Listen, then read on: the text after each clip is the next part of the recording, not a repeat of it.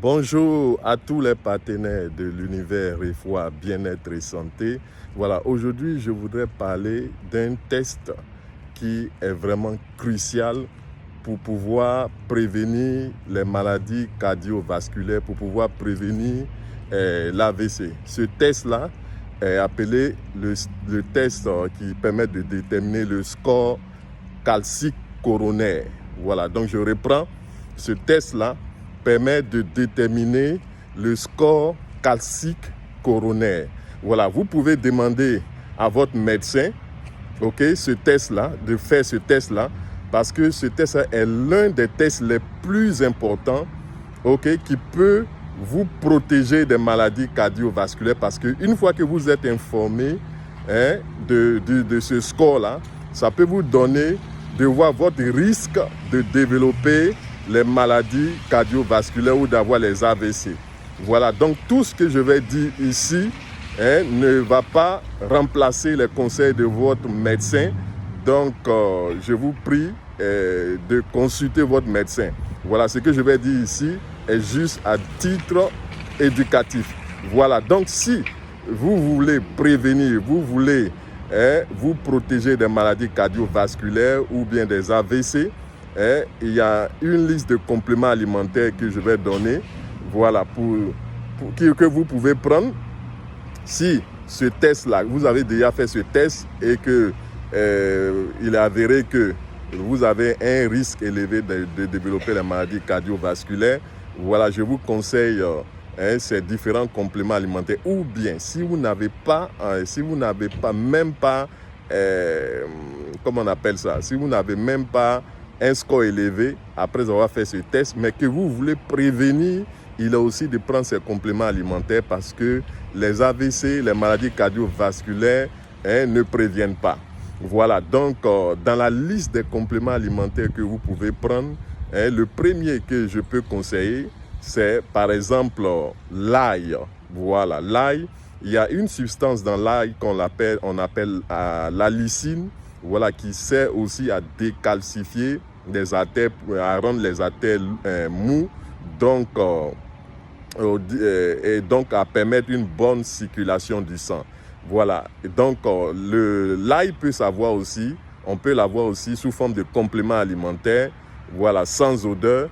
Après l'ail, il y a aussi le lycopène. Le lycopène, on peut l'avoir par exemple dans les tomates fraîches. Voilà, mais il faudrait que ce soit des tomates bio. Voilà, si vous consommez assez de tomates fraîches bio, voilà, parce que dans la tomate, il y a cette substance-là qu'on appelle le lycopène. Le lycopène permet de rendre aussi les artères molles et donc permettre une bonne circulation du sang, donc prévenir la calcification des artères.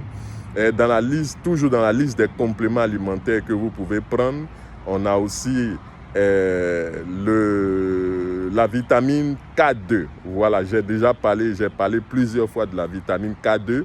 Donc la vitamine K2 permet en fait de transporter le calcium là où il faut. Donc en prenant la vitamine K2, si vous avez déjà fait ce test, ou bien si vous voulez prévenir la calcification des artères, vous pouvez aussi prendre la vitamine K2.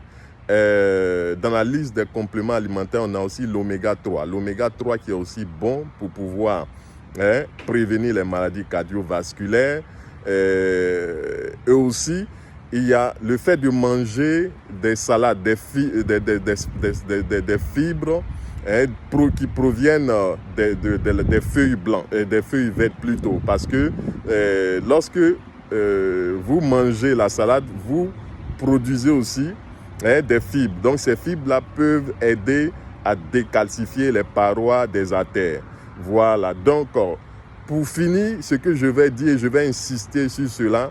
Si vous voulez prendre ces compléments, vous voulez consommer ce que j'ai dit, il est très important de pouvoir aussi vérifier sa résistance à l'insuline. Donc, si vous avez un taux élevé d'insuline dans votre organisme, et même si vous prenez ces compléments alimentaires, ça ne va pas servir à grande chose. Quand je parle de résistance à l'insuline, je veux parler ici de la production excessive d'insuline. Et ça c'est différent de votre taux de glucose. Parce qu'en général, quand vous allez à l'hôpital, et que vous faites un test de sang, votre médecin va vous dire que vous avez un taux de glucose normal, et donc vous allez vous dire ok, dans ce cas je n'ai pas de diabète, donc je peux continuer à manger et vivre comme je veux. Non, il faut vraiment savoir qu'il y a une différence. Voilà. Et personnellement, je pense que le taux d'insuline est celui-là même qui va vous donner de savoir votre risque même d'avoir le diabète. Voilà. Donc, il faut aussi vérifier si votre taux d'insuline, demandez à votre médecin s'il peut vous donner de faire un examen pour vérifier votre taux d'insuline. Parce que si vous produisez trop d'insuline, ce n'est pas bon. L'insuline, en fait, est aussi l'une des causes principales des maladies cardiovasculaires et des AVC. Voilà. Donc, je vous remercie d'avoir pris le temps de m'écouter et je vous souhaite une bonne journée.